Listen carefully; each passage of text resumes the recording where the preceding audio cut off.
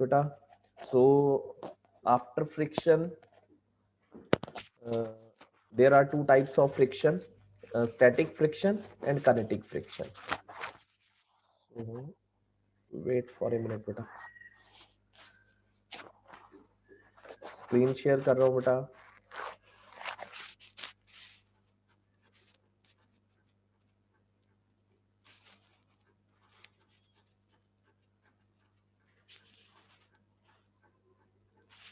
Listen carefully, और जब ये वीडियो बेटा अपलोड हो जाएगी यू कैन राइट आल्सो.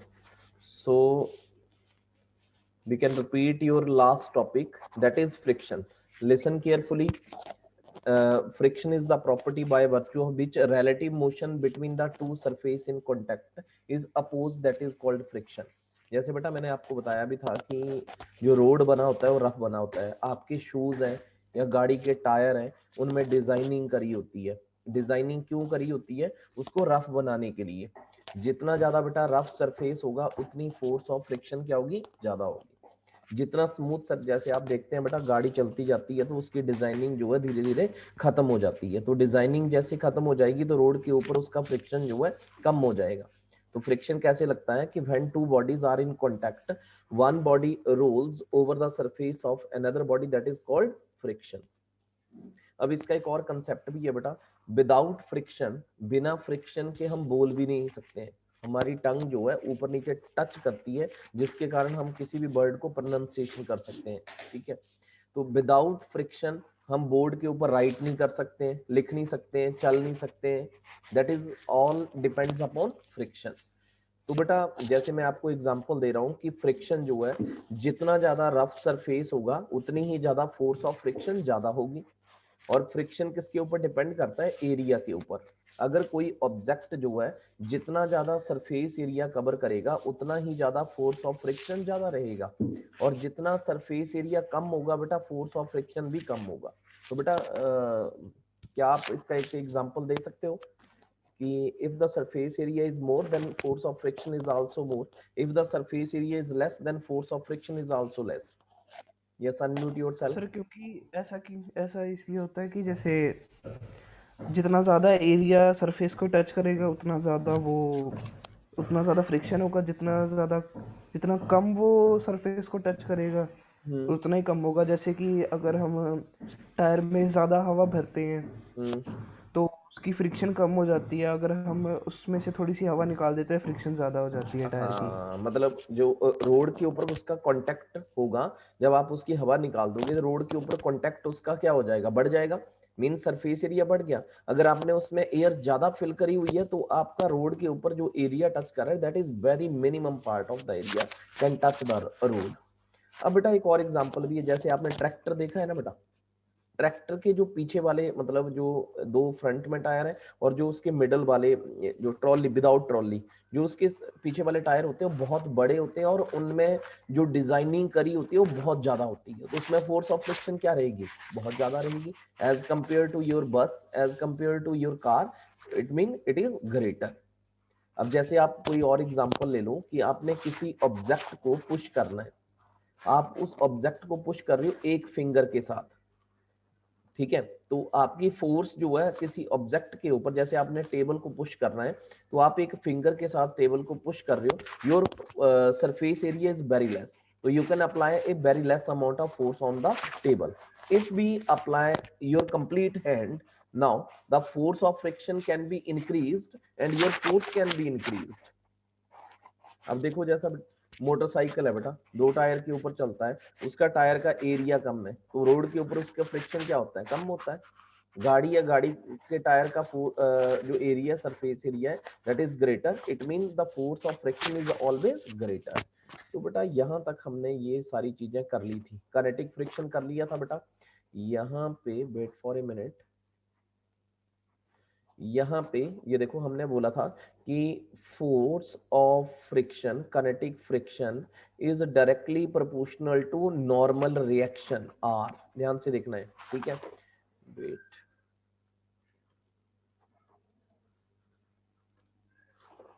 तो बेटा ये देखो मैंने लिखा F K is directly proportional to R. जैसे ये कोई ऑब्जेक्ट है, इस ऑब्जेक्ट का रिएक्शन जो है वो कहाँ रहेगा, ऊपर की तरफ रहेगा, and weight lie in the downward direction.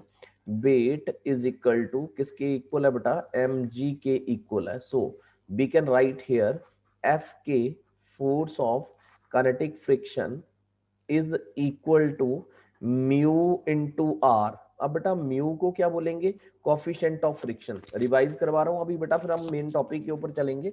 अब यहाँ पे दिस आर, अगर आपने म्यू निकालना है तो you can write here mu is equal to F K mean kinetic friction, F K upon क्या लिख सकते हैं बेटा, आर लिख सकते हैं। ठीक है, और आर की जगह बेटा आप क्या पुट कर सकते हैं, mg कर सकते हैं, बताया था मैंने। और यहाँ पे न्यूटन का सेकंड लॉ लगाएंगे तो यहाँ पे क्या लिखेंगे, ma, mass into acceleration. So move on next.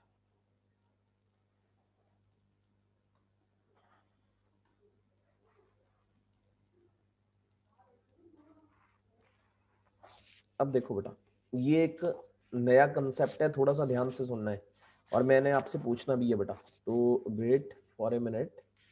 Yes, ये देखो, ये लिखा है लिमिटिंग फ्रिक्शनल फोर्स। क्या लिखा है, लिमिटिंग फ्रिक्शनल फोर्स। तो बोलता है the value, the maximum value of static frictional force is the maximum frictional force which can act between the two surface in contact and hence it is called limiting friction force. ठीक है, तो बेटा हम क्या करेंगे कि किसी भी ऑब्जेक्ट के ऊपर जो फोर्स लग रही है वो लिमिट के अकॉर्डिंग लग रही है। जैसे आपके हैंड में बेटा आप किसी टेबल को पुश कर रहे हैं और आपके पास मैक्सिमम फोर्स है सपोज 10 न्यूटन, तो मैंने आपको बोला है कि जो टेबल है वो मूव कर सकता है with A minimum force of 5 Newton. तो मैंने आपको एक लिमिट दे दी कि आपने इस लिमिट की ही फोर्स अप्लाई करनी है। ठीक है, तो जैसे बेटा क्रेन्स होती हैं, क्रेन्स के ऊपर जो रोप लगी होती है, जैसे कोई एक्सीडेंट हो जाता है तो रोप लगी होती है, तो उसमें एक फैक्टर ऑफ सेफ्टी होता है। फैक्टर ऑफ सेफ्टी उसको बोलते हैं कि ये जो क्रेन की जो वायर है वो कितना टन भार जो है उठा सकती है।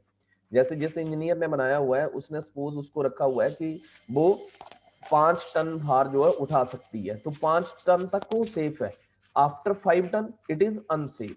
ठीक है, तो मीन लिमिटिंग मीन कोई लिमिट की वैल्यू दी है जिसमें आपने स्टैटिकल फ्रिक्शन लगानी है। तो बेटा इसके ये लॉज हैं, ये आपको एग्जाम में आ सकते हैं। क्वेश्चन ये पूछ सकते हैं कि what is A limiting frictional force, तो आपने क्या बोलना है, the maximum value of static frictional force is maximum frictional force which act between the two surface in contact.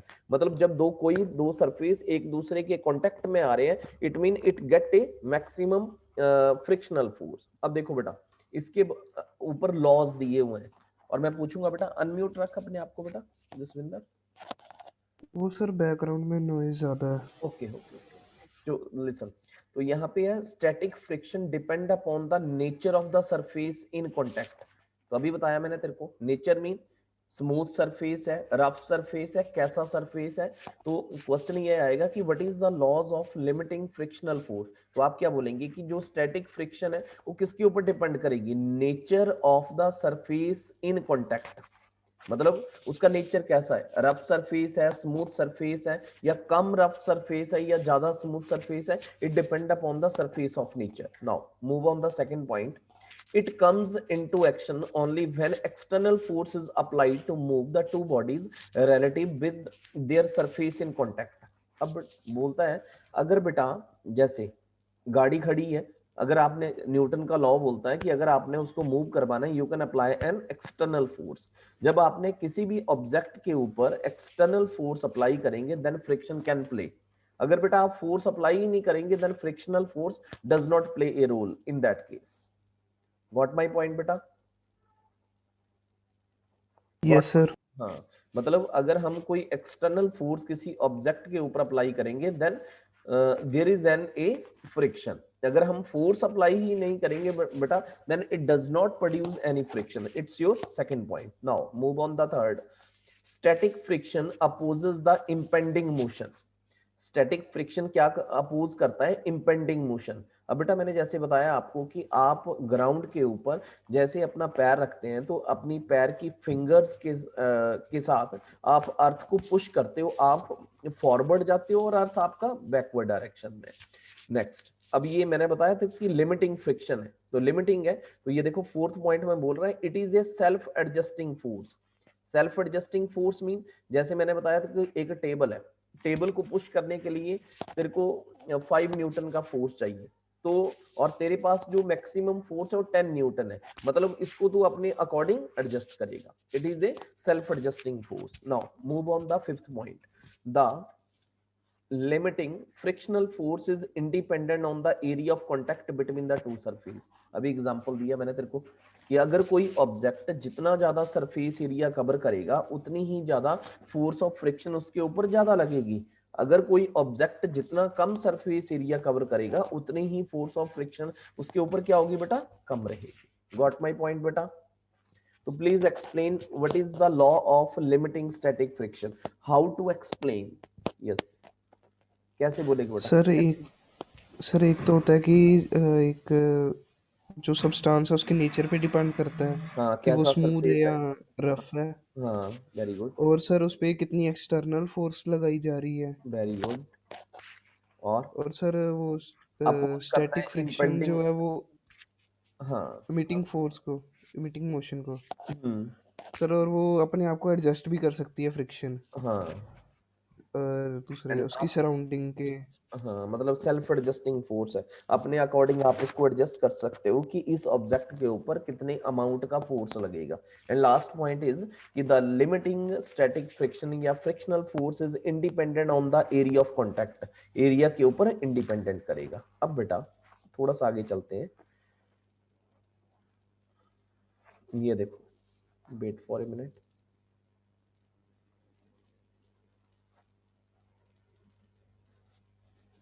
Sorry बेटा, वेट वेट वेट, यस बेटा। अब यहां से नेक्स्ट आता है, ये देख, कॉज ऑफ फ्रिक्शन। बिल्कुल ध्यान से समझना है तूने इसको, कॉज क्या है, इसके पीछे रीजन क्या है, what are the cause of friction. तो बोलता है एक ओल्ड व्यू, किसी साइंटिस्ट ने एक व्यू दिया है, the surface which appear to be smooth as seen through our naked eyes are actually rough at a microscopic level. मैंने तेरे से पूछना है, ध्यान से सुनना है बेटा। तो ओल्ड व्यू क्या था कि बोलता है कि एक सरफेस है, अगर आपने उसको नेक्ड आईज से देखा तो you can see the surface is smooth, but if you see that surface with a microscope, now you can see actually it is a rough surface.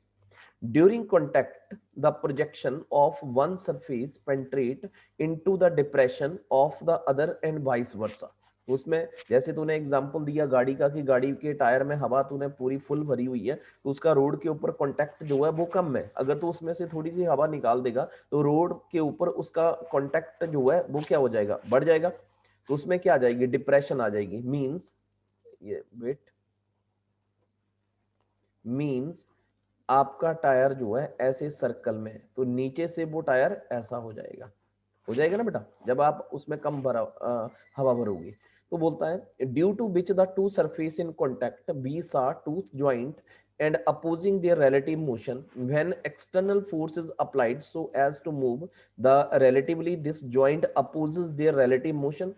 As we go increasing the external applied force, the opposition see tooth joint also goes on increasing, and maximum value is known as limiting frictional force, after which joint suddenly breaks and start moving relatively after the opposition offered by sawtooth, and slightly decrease comes to rest almost a constant value। अब बेटा इसका मतलब क्या हुआ, ध्यान से सुनना है। जैसे ये देख, ये तेरे पास ऐसा कोई सरफेस है, जैसे स्पीड ब्रेकर लगे होते हैं बेटा ना, ठीक है, या कोई ये तेरे पास कोई इंस्ट्रूमेंट है और इसके ऊपर अगर तू गाड़ी को चलाएगा तो बेटा इसमें कौन सा कंसेप्ट लगेगा, एक तो तेरे इसके ऊपर शॉकर वर्क करेंगे, करेंगे ना, शॉकर का भी एक एग्जांपल दिया था, इंपल्सिव फोर्स जिसको बोलते हैं, ठीक है। अगर बोलता है कि मैंने इसको स्मूथ बनाना है, इसके ऊपर क्या करूंगा, मैं फोर्स अप्लाई करूंगा, इसको ब्रेक करने की कोशिश करूंगा, जब बेटा इसको ब्रेक करने की कोशिश करेंगे तो आपकी एक्सटर्नल फोर्स लगेगी, मतलब अगर ज्यादा रफ सरफेस है तो फोर्स ऑफ फ्रिक्शन ज्यादा है, मतलब इसके ऊपर आपको अगर इसको आपने स्मूथ करना है, इसको ब्रेक करना है, तो ब्रेक करने के लिए आपकी मैक्सिमम फोर्स लगेगी, that is the cause of friction. ये देख लिखा हुआ है ऊपर। पहले इसने ये बोला कि if you can see the surface with your naked eyes, then you can see the surface is smooth, but you can see that surface with a microscope, you can see that that surface is rough. Now if during the projection, इसको projection बोल रहा है, उबड़ खाबड़ surface को projection बोल रहा है, अगर बोलता है आपने इसके ऊपर इसको स्मूथ करना है, you can apply an external force. जैसे जो स्पीड ब्रेकर बनाते हैं बेटा, तो अगर आपने उस स्पीड ब्रेकर को हटा देंगे तो आपका जो फोर्स ऑफ फ्रिक्शन जो है वो क्या रहेगा, कम हो जाएगा। अगर स्पीड ब्रेकर है तो you can decrease the speed and move the body opposite to it. अब बेटा आगे ये मॉडर्न व्यू जो है वो हमने नहीं करना है। अब देखो ये आगे आता है कॉन्टैक्ट फोर्स, ध्यान से सुनना है बेटा। मॉडर्न व्यू क्यों नहीं करा? ये बेटा मॉडर्न व्यू इज सेम जो मैंने आपको पहले बताया, वही है, सेम चीज वही है कि अगर आपने ये देख लिख ले समझ ले, according to the modern theory the cause of friction is atomic and molecular force of attraction between two surface. जो मॉडर्न व्यू बोलता है कि मॉडर्न थ्योरी जो कॉज ऑफ फ्रिक्शन है उसके ऊपर एटॉमिक और मॉलिक्यूलर फोर्स ऑफ अट्रैक्शन लगती है between the two surface at their actual point of contact. Modern view में क्या आ गया, उसमें सिर्फ प्रोजेक्शन की बात कर रहा था। मॉडर्न व्यू में ये बोल रहा है कि उसमें जो फोर्स ऑफ फ्रिक्शन लगेगा बेटा वो एटॉमिक और मॉलिक्यूलर फोर्स ऑफ अट्रैक्शन के कारण लगेगा जब कोई भी दो सरफेस एक दूसरे के एक्चुअल कांटेक्ट में आएंगे। ये देखा आगे बोल रहा है when any body comes in contact with any other body, the due to their roughness of microscopic level comes in contact a several point, at these points atom and molecule come close to each other and intermolecular force of attraction start acting between them opposes their relative motion। सुनना ध्यान से, अब मैं तेरे से पूछूंगा ये बात। इसने ये बोला कि जैसे रोड है, जो आपका मेन रोड है, जैसे वो उसको रफ बनाया हुआ है, रफ सरफेस है, और जो आपने एक न्यू गाड़ी ली उसके टायर बिल्कुल नए हैं और उसमें भी रफनेस क्या है, ज्यादा है, क्योंकि उसमें डिजाइनिंग ज्यादा है। अगर रफनेस ज्यादा है, जब आप उस गाड़ी को उस रोड के ऊपर बेटा मूव करवाएंगे तो बेटा दोनों के एटम और मॉलिक्यूल जो है, अब जानते हैं ना कोई भी सब्सटेंस बनता है, सब्सटेंस किसके साथ मिलके बनता है, एटम और मॉलिक्यूल। तो दोनों के बीच में जो एटम और मॉलिक्यूल्स होंगे बेटा वो एक दूसरे के ज्यादा क्लोज आ जाएंगे। जब एक दूसरे के ज्यादा क्लोज आ जाएंगे it follow intermolecular forces of attraction, एक दूसरे को अट्रैक्ट करेंगे। वेट फॉर ए मिनट बेटा।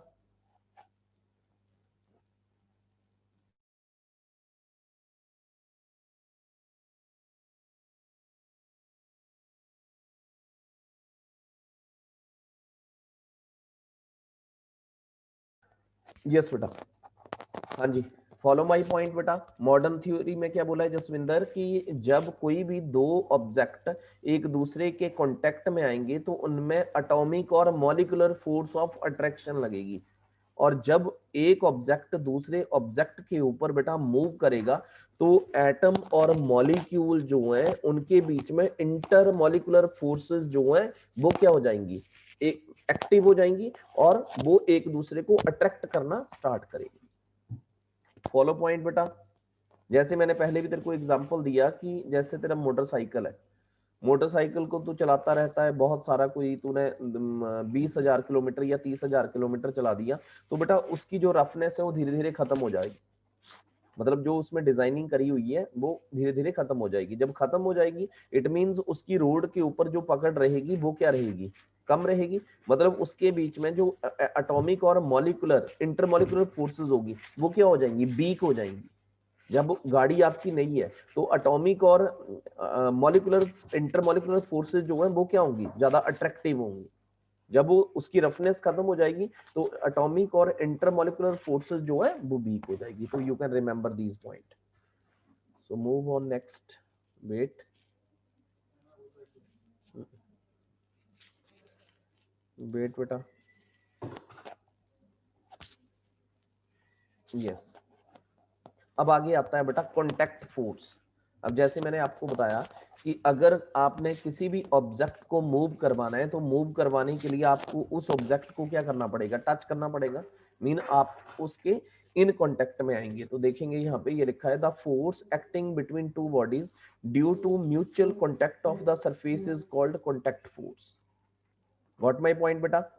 बेटा बिना कांटेक्ट के फोर्स ऑफ फ्रिक्शन पॉसिबल ही नहीं है। जैसे मैंने बोला कि अगर फ्रिक्शन नहीं होगा तो बेटा हम बोर्ड के ऊपर भी नहीं लिख सकते हैं, आप अपनी कॉपी के ऊपर नहीं लिख सकते हैं। That are all held with the help of a frictional force. बिना फ्रिक्शन से ना तो हम बोल सकते हैं, हमारी टंग जो है बेटा ऊपर नीचे टच करती है जब हम कोई भी वर्ड प्रोनाउंसिएशन करते हैं, किसी भी चीज को बोलते हैं, तो दैट आर, इसको भी क्या बोलेंगे हम, फ्रिक्शन बोलेंगे।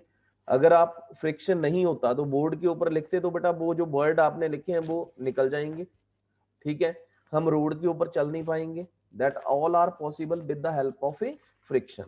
तो मैंने यहाँ पे ये बोला कॉन्टैक्ट फोर्स किसको बोलते हैं कि जब कोई भी दो बॉडीज एक दूसरे के कॉन्टैक्ट में आती हैं और उनके बीच में म्यूचुअल इंटरेक्शन होती है, that is called a contact force. तो बेटा contact force acting between is called resultant force. तो याद रखना है कॉन्टैक्ट फोर्स को ही हम रिजल्टेंट फोर्स बोल देते हैं। तो ये मैंने आपको एक कंसेप्ट आगे बता रहा हूँ। अब क्वेश्चन है आपको, what is a contact force and how it solve. तो लिसन केयरफुली, ध्यान से सुनना है बेटा। कॉन्टैक्ट फोर्स क्या है, ये देखे इधर मैंने क्या करा हुआ है कि एक लकड़ी का ब्लॉक एक ग्राउंड सरफेस के ऊपर रखा हुआ है, ठीक है, ध्यान से सुनना है। ये इसका ऊपर की तरफ इसने एन लिखा है, मैंने इसको आर बोल दिया, कंफ्यूज नहीं कर रहा हूं तेरे को। R, R mean normal reaction, और इसका वेट किधर है, नीचे की तरफ है। मैं इस ब्लॉक को इस डायरेक्शन में पुल कर रहा हूं, इस डायरेक्शन में विद ए फोर्स एफ। अब बेटा आपने याद रखना है जिस डायरेक्शन में आपका ऑब्जेक्ट मूव कर रहा है उसके अपोजिट फ्रिक्शनल फोर्स लगती है। गॉट माय पॉइंट बेटा जसविंदर? जिस डायरेक्शन में ऑब्जेक्ट मूव कर रहा है उसके अपोजिट क्या लगेगी, फ्रिक्शनल फोर्स लगेगी। ये देख इधर मैं इस ऑब्जेक्ट को इस डायरेक्शन में खींच रहा हूं और ये देख small F is the frictional force, और यहां पे मैंने एक रेक्टेंगल टाइप बना दिया, ये एफ सी बन गया, ये एफ और ये बेट। तो मैंने एफ सी निकाला हुआ है, ये देख यहां से इसने एफ सी को सॉल्व करा हुआ है, ये F C, this point is F C, ठीक है। तो मैंने अगर एफ सी निकालूंगा तो यहां से आप या इसको नाम दे दो या ओ, इसको नाम दे दिया ओ, इसको नाम दे दिया ए, इसको नाम दे दिया मैंने बी। तो मैंने एफ सी निकालना है। तो F C is equal to frictional force, ये देखो मतलब इसका स्क्वेयरिंग बोथ साइड, तो मैंने क्या करा, F square mean frictional force plus normal reaction R square, R square. अब मैं तेरे से पूछूंगा बेटा, ध्यान से सुनना है, ये देख इधर ऊपर की तरफ आर है, ठीक है, तो ये सामने वाला कंपोनेंट जो रहेगा ये भी क्या रहेगा, आर ही रहेगा, ठीक है। अगर ये एफ है तो ये भी तेरा क्या रहेगा, एफ रहेगा। तो मैंने क्या लिखा है इसको, F square plus R square, मतलब इसके सामने वाले कंपोनेंट सेम है। अब ये एफ ध्यान से देखेगा, अब frictional force is directly proportional to, किसके डायरेक्टली प्रोपोर्शनल होती है, नॉर्मल रिएक्शन आर के इक्वल होती है कि नहीं होती है ना बेटा। तो यस यहाँ sir. F is directly proportional को हटाने के लिए मैंने क्या लगा दिया, mu, mu S, mu S का मतलब हुआ कोफिशिएंट ऑफ स्टैटिक फ्रिक्शन। क्या बोला मैंने इसको, कोफिशिएंट ऑफ स्टैटिक फ्रिक्शन। अब देख यहां पे वैल्यू पुट करेगा F C, F C sir is, ये पाइथागोरस थ्योरम हाँ लग हाँ रहा है हाँ ऐसे, हाँ हाँ हाँ बेटा, फॉर्मूला वही है। वही है। ये देख इधर यहाँ पे वैल्यू पुट करी, मैंने क्या लिखा, mu S, S mean static into R का होल स्क्वायर, का होल स्क्वायर, इसको सॉल्व करा है, एन के साथ तो कंफ्यूज हो जाएगा इसलिए मैं आर स्क्वायर लिख रहा हूँ, प्लस क्या आ गया यहाँ पे R square, R is the normal reaction, normal mean 90 degree, ठीक है। अब यहां से बेटा क्या चीज कॉमन आ रही है, आर, आर कॉमन आ रहा है ना अंडर रूट में, तो यहां से क्या बन जाएगा, F C is also equal to, तूने नॉर्मल रिएक्शन कॉमन निकाल लिया, ये कॉमन आ गया, अंदर क्या रह गया, अंडर रूट क्या लिखेगा, mu S square, mu S mean coefficient of static friction, mu S square plus क्या आ गया 1, तो याद रखना है ये फॉर्मूला है तेरा। किसका फॉर्मूला है? Contact force. किसको बोलेंगे? Contact force. अब कॉन्टैक्ट फोर्स क्या बताई तेरे को कि जब कोई एक ऑब्जेक्ट दूसरे ऑब्जेक्ट के म्यूचुअल एक दूसरे के कॉन्टैक्ट में आता है तो उसको क्या बोलेंगे? Contact force. And contact force is also called A resultant force. Contact force को ही क्या बोल देगा? Resultant force. क्वेश्चन कैसे आएगा तेरे को कि what is a contact force और resultant force, find the expression for it.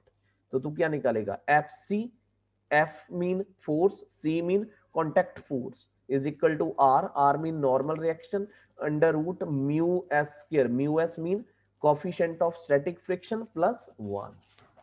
ठीक है, चलो आगे। सर ये 1 हमने इसलिए लिया कि r हमने कॉमन लिया है यस मल्टीप्लाई में। यस यस बेटा यस।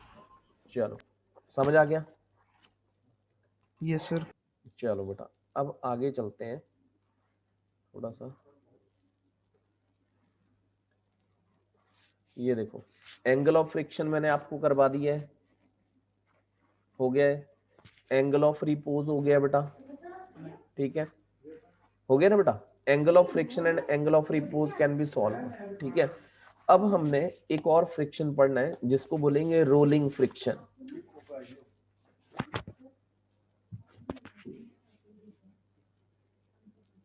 ध्यान से सुनना है बेटा। क्या क्या पढ़ा हमने? एक पढ़ा कॉन्टैक्ट फोर्स, ठीक है, या इसको हमने रिजल्टेंट फोर्स भी बोला। फिर एंगल ऑफ फ्रिक्शन हमने पढ़ लिया है, एंगल ऑफ रिपोज हमने पढ़ लिया। उसके ऊपर आगे बेटा हम न्यूमेरिकल भी करेंगे, तो थोड़ा सा ध्यान से सुन रहे हैं। अब आगे आता है रोलिंग फ्रिक्शन। जैसे एक तेरे पास एक लकड़ी का ब्लॉक है, रेक्टेंगुलर ब्लॉक है, और एक तेरे पास फुटबॉल है, तो बेटा किस ऑब्जेक्ट को मैक्सिमम डिस्टेंस के ऊपर भेज सकता है मिनिमम फोर्स के साथ? Sir football. वेट बेटा, वेट 1 मिनट।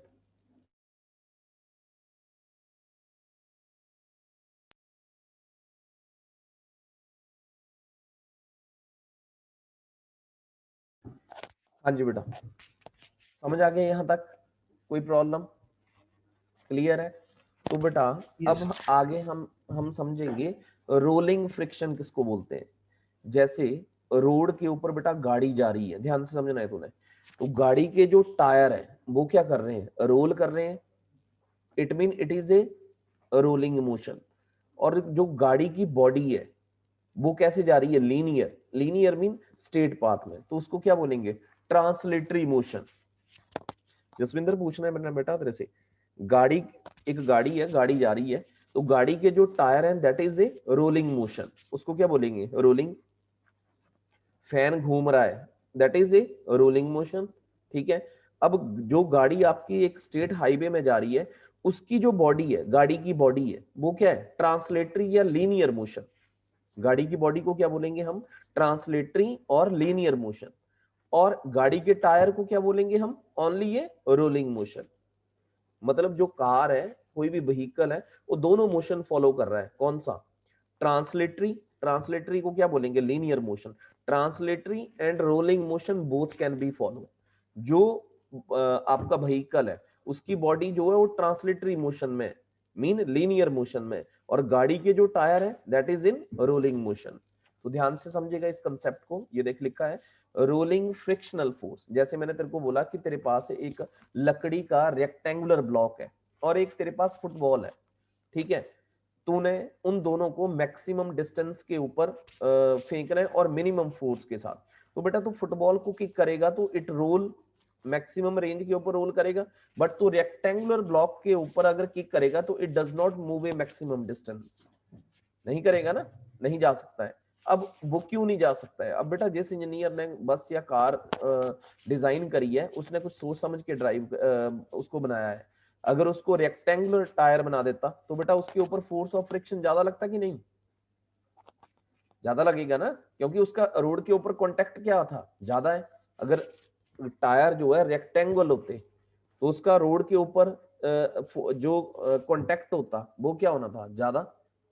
मींस रोड के ऊपर उसकी पकड़ ज्यादा होनी थी, पर वो एनर्जी ज्यादा वेस्ट करता करता ना, उसकी एनर्जी, उसको रोल करने के लिए, चलने के लिए एनर्जी ज्यादा लगेगी। So you can listen carefully. The frictional force which opposes the rolling of A bodies like cylinder, sphere, ring, etc. over any surface is called a rolling frictional force. समझ आई बात? इसने बोला जैसे सिलेंडर है या sphere है या ring है या गाड़ी का टायर है, वो क्या करते हैं, रोल करते हैं किसी दूसरी बॉडी के ऊपर, मीन अर्थ सरफेस के ऊपर, that is called rolling frictional force. Rolling frictional force acting between any two rolling body and, wait बेटा,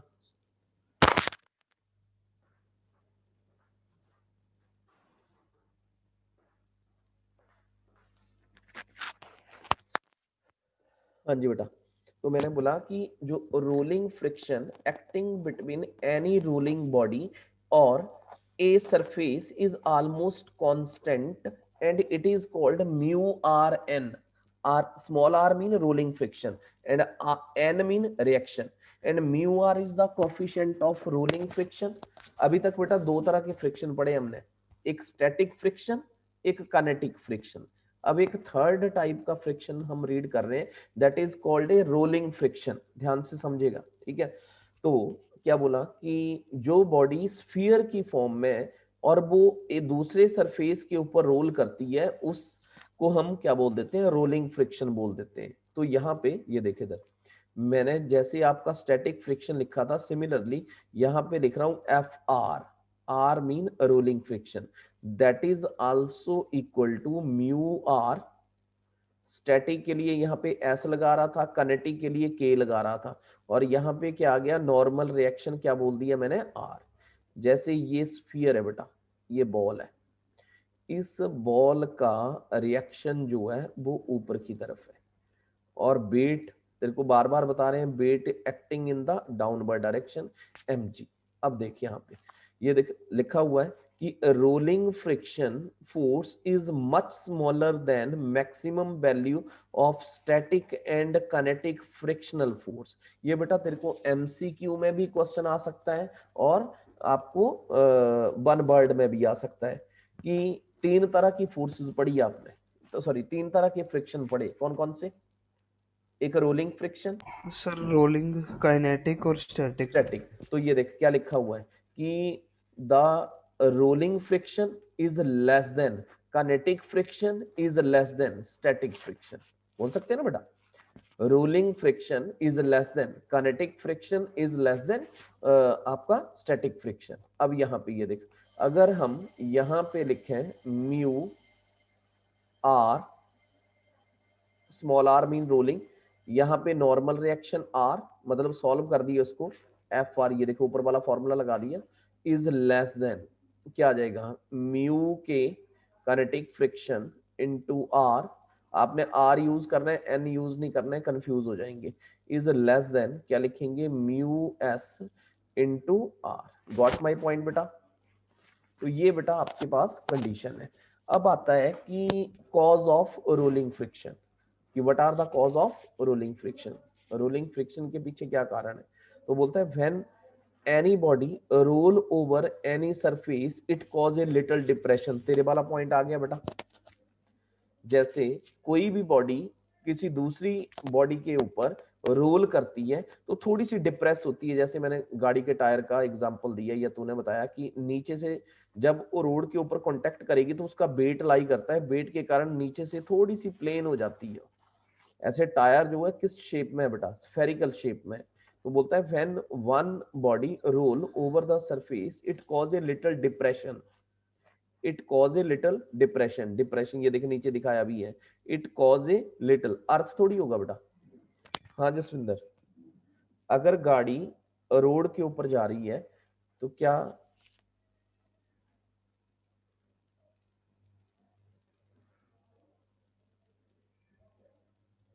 हाँ जी भाई जी, वो आज रिजल्ट है ना, तो फोन आ रही है कि रिजल्ट आया कि नहीं. अच्छा अच्छा चल बेटा चल.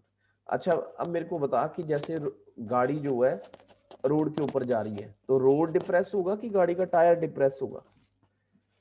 सर गाड़ी का टायर. गाड़ी का टायर डिप्रेस होगा. अगर सीमेंटेड फ्लोर है या हार्ड फ्लोर है, कंक्रीट का फ्लोर बना हुआ है, अगर जैसे सैंड है, सैंड है रखी हुई है नीचे, या आपके पास मिट्टी है, तो मिट्टी क्या होगी, डिप्रेस होगी ना. देखेंगे ना आप, जब गाड़ी उसके ऊपर रोल करेगी तो उसकी डिजाइनिंग भी आपकी उस मिट्टी के ऊपर आ जाएगी। तो देखेंगे, ये देखो सुनो, बोलता है when any body roll over any surface it cause a little depression, जैसे ये दिखाया हुआ है, एंड ए स्मॉल हम्प, या बम्प भी बोल सकते हैं इसको, small hump is created just ahead of it. The hump offer a resistance of motion of the rolling body. This resistance is rolling frictional force. Due to this reason, hard surfaces like cemented floor offer less resistance as compared to soft sandy floor because hump created in a hard floor and it is much smaller as compared to soft. तो बेटा क्या समझा यहां से, मेरे को बताएगा? Sir कि जैसे अगर हम नॉर्मल कंक्रीट वाली या नॉर्मल रोड पे चल रहे हैं तो उसमें रेजिस्टेंस कम लगेगी, क्योंकि जो हमारा टायर है वो डिप्रेस होगा, उसमें रोड को कुछ नहीं होगा। हाँ अगर हम सैंड पे चल रहे हैं या मड पे चल रहे हैं हाँ, तो हमारा ये टायर डिप्रेस नहीं होगा, हमारा जिस सरफेस पे चल रहे हैं वो वो डिप्रेस हो डिप्रेस हो, जाएगा वेरी गुड, दैट और इज, उसमें रेजिस्टेंस ज़्यादा लगेगा। वेरी गुड, समझ आ गया ना कंसेप्ट तेरे को, क्या कंसेप्ट है? तो बेटा जी अब थोड़ा सा और आगे हम चलते हैं। ये देखिए बताया हुआ, अब बोलता है कि हमारे को क्या जरूरत पड़ा, need to convert kinetic friction into rolling friction. वही बात आ गई, जैसे मैंने तेरे को एग्जांपल दिया कि हमारे को क्या जरूरत है, कि जैसे कि जिस इंजीनियर ने पहले सबसे पहले गाड़ी बनाई कि उसके टायर उसने स्फीयर की फॉर्म में लगाए, ठीक है? तो व्हाई वी नीड, ये क्वेश्चन आ सकता है बेटा, why we need to convert kinetic friction into rolling friction? Most important, listen carefully, फिर पूछूंगा मैं तेरे से बेटा। तो why we need to convert kinetic friction into rolling friction? Of all the frictional, wait beta,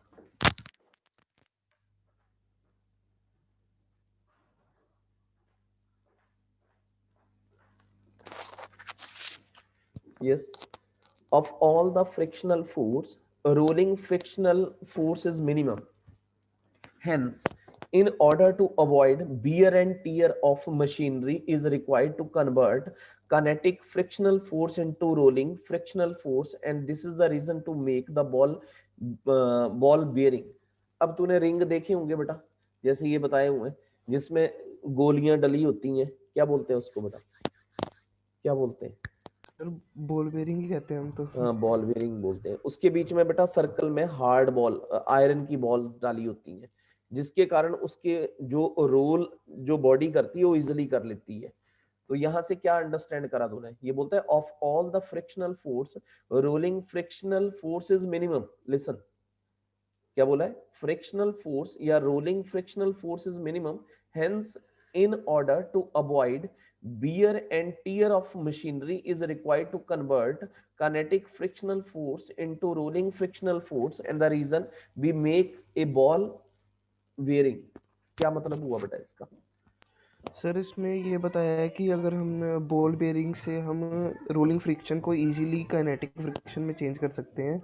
अगर वो ना होते तो हम जो मशीनरी है उसे कभी कभी टूट जाती हैं वो करने में कन्वर्ट करने के लिए। हाँ, कन्वर्ट करने के लिए वो ब्रेकअप हो जाती हैं, बियर एंड टीयर जो है उसमें मतलब डिफिकल्ट हो जाता है।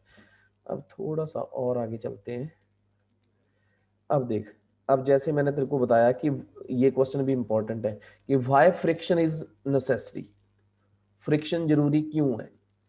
तो मैंने आपको बताया कि अगर फ्रिक्शन ना होता तो रोड के ऊपर गाड़ी नहीं चल सकती है, हम बोल नहीं सकते हैं। तो ये देख लिखा है कि क्वेश्चन यहां से आएगा, why friction is a necessary evil.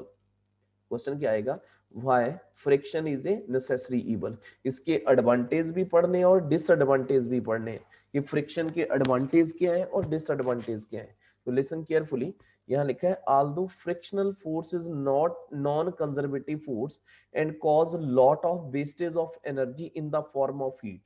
अब देखा है ना बेटा, जैसे गाड़ी आप बड़े लंबे टाइम से, जैसे आपने 40-50 किलोमीटर गाड़ी चलाई, अगर आप गाड़ी के टायर को टच करोगे तो आपको ऐसा लगेगा कि वहां पे हीट पड़ी, टायर जो है गर्म हो गया है, ठीक है? तो बोलता है कि जो frictional force is a non conservative force, it cause lot of wastage of energy in the form of heat, yet it is very useful to us to many ways, that is why considered a necessary evil। बोलता है जो frictional force है वो non conservative force है, जब ये frictional force लगती है तो बेटा ये बहुत सारी एनर्जी जो है हीट की फॉर्म में वेस्ट करता है, पर जो हीट की फॉर्म में वेस्ट करते हैं उसके भी हमारे लिए कुछ यूज है। अब देख एडवांटेज, मैं पूछूंगा तेरे से बेटा, एडवांटेज है friction is necessary in walking, बताया मैंने तेरे को, अगर फ्रिक्शन नहीं होता तो बेटा हम चल भी नहीं सकते हैं, ठीक है। तो friction is necessary in walking, without friction it would have been impossible us to walk, अगर फ्रिक्शन ना होता तो बेटा हम चल भी नहीं सकते। Second point, friction is necessary for the movement of vehicle on the road, it is a static frictional force and makes the acceleration and retardation of the vehicle possible on the road। याद रखना है कौन सा friction है, static friction. बोलता है friction is necessary, बताया कि रोड के ऊपर व्हीकल मूव कर रहे हैं, that is also called a friction, and static frictional force makes the, static frictional force के कारण आप कार को या बस को एक्सेलरेट या डी एक्सेलरेट कर सकते हैं। आगे, friction is helpful in tying nuts in the rope and string, मतलब किसी भी चीज को आपने टाई अप करना है, that is also called a friction, अगर फ्रिक्शन ना होता then you can't tie up anything, ठीक है। Wear and tear is not possible without friction. And last point, we are able to hold anything with your hand with the help of friction only, अगर आपने किसी चीज को अपने हाथ में होल्ड करा हुआ है that is also a friction. अब ये तो हो गए एडवांटेज, अब मैंने तेरे से पूछने हैं इसको पीछे करके। अब इसके डिसएडवांटेज क्या है, तो डिसएडवांटेज है friction cause wear and tear in a machinery part, जैसे तूने देखा है कि अगर हम कोई आपका नट्स है, आप उसको ज्यादा टाइट कर देते हैं तो दैट इज फ्री हो जाता है, होता है।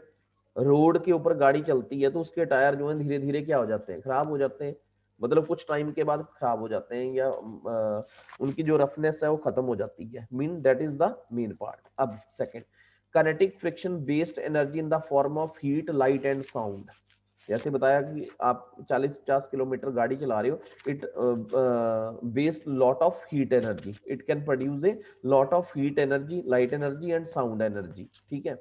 अब a sir part, light energy कैसे? लाइट एनर्जी बता रहा है जैसे स्पार्किंग होती है, कोई रोड के ऊपर गाड़ी जा रही है या कोई पार्ट टच कर रहा है, इट प्रोड्यूस ए लाइट, ठीक है। अब सर जैसे मेटल वगैरह होता है जो। हाँ मेटल, मेटल की केस में ले सकते हैं। अब थर्ड पार्ट बोलता है a part of fuel energy is consumed overcoming the friction operating within various part of the machinery, मतलब फ्यूल का यूज करते हैं आप, part of fuel energy is consumed in overcoming the friction operating within the various part of the machinery. अब बेटा ये तो हो गए इसके एडवांटेज, मैंने क्या बताया एडवांटेज में कि फ्रिक्शन के कारण ही आप चल सकते हैं, अगर फ्रिक्शन नहीं होता you can't walk on the road, friction के कारण ही गाड़ियां जो है रोड के ऊपर चलती हैं, उनके ऊपर स्टैटिक फ्रिक्शन लगता है जिसके कारण आप बॉडी कार को एक्सेलरेट या डी एक्सेलरेट कर सकते हैं, फ्रिक्शन के कारण ही आप किसी नट्स को या रोप्स को या स्ट्रिंग को टाई अप कर सकते हैं, ठीक है, और फ्रिक्शन के कारण ही आप किसी ऑब्जेक्ट को होल्ड कर सकते हैं। और इसके डिसएडवांटेज ये बताए कि फ्रिक्शन के कारण जो बियर एंड टीयर होता है कुछ टाइम के बाद वो खराब हो जाता है, ज्यादा फ्रिक्शन जो है वो भी क्या है उसका डिसएडवांटेज है।